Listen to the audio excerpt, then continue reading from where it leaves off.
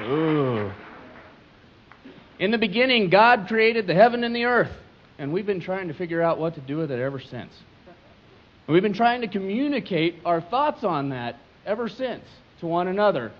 And if a picture is worth 1,000 words, then a symbol is worth 1,000 pictures. And so what I'm going to do is take you very quickly through the code of Western spiritual symbology. Number one, light. Light equals wisdom. Darkness doesn't. Okay? So light, wisdom. Number two, the number one and the circle. The point within the circle represents individuals. The circle represents unity. It represents the person in their environment and what they're going to do with that.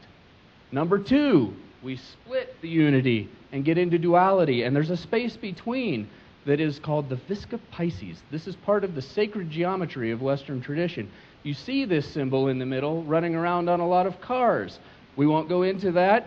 The number three, Trinity.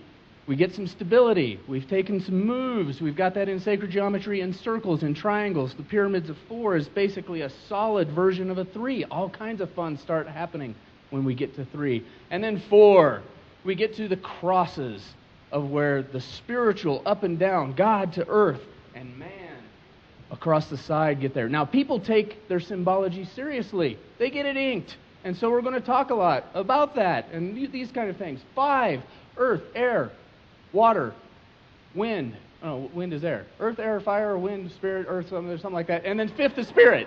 So anyway, you got to get the 5th one in there because that also comes in. The eastern side of things call that wood. But we've all got these symbols. This is not something that's a Christian thing or a Jewish thing or a Buddhist thing or an Islam thing. We all use symbols to express our relationship with our divine creator. People take it very seriously. The cross is probably the most universal symbol out there because it represents our ability to reach for God and be in the earth at the same time. I love this one. The tree is basically the same thing as a cross, except it grounds us to the earth as we reach for God. Odin hung on the world tree upside down.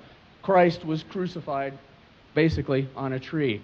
Alchemy is that process of turning lead into gold. Metaphorically, it's the process of taking us as poor, incredible humans and bringing us to a purification stage. Kabbala is the Jewish mysticism symbols that bring the power and spirit of the unknown creator through darkness and into the earth, balancing the male and female side of things, art, beauty, wisdom, and the earth.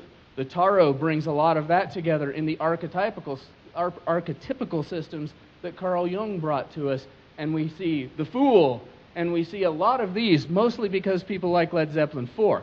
But you can always tell. Freemasonry, of which I am one, uses the symbols of building tools to build the spiritual edifice of our bodies and our minds as we go through life.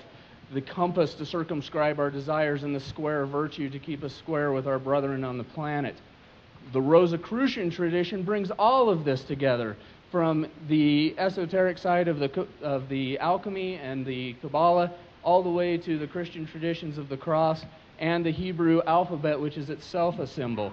Finally, into the shamanic traditions of the Western culture, where you see in the dream catchers, again, those multiple circles of spiritual geometry. Again, people in every culture trying to express through symbols, through visual symbols, the relationship with something bigger. The relationship with something bigger. The New Age bringing that all together, bringing the Western spiritual traditions into the Eastern spiritual traditions and trying to balance those. When it all comes down to it, it's about our mortality and asking the question, what's next? What's next? Hawkeye Pierce said to Radar in an episode of MASH, why hang a piece of art on your body that you wouldn't hang on your wall? Why hang a piece of symbology on your heart that you don't understand? What do you understand? Thank you.